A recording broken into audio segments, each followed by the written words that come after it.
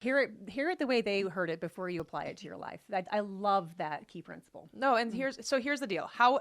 How we could go about doing this. Some of the tools in your toolbox that you can use to be able to understand the culture and the history, especially all the questions that we ask under the history of our Chara Bible study guide, is who was it written to? What was going on in the history at the time in that period?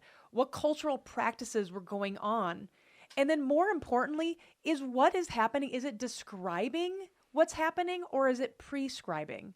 There's a very big nuance I think we need to bring to the Bible where we understand that there's a lot of narrative story. 40% of the Bible's narrative, which means it's just telling the story of what happened, the facts behind the story, not necessarily prescribing the behavior of the people. And so we have to take that into account when we're looking at some of these customs and cultures. They may have had, there's some really hard topics that we cover in the Bible, from slavery and polygamy and some of these other aspects that are described, not prescribed, because it's just the narrative stories that are happening that might be more cultural and custom of that day versus something we're supposed to be doing today.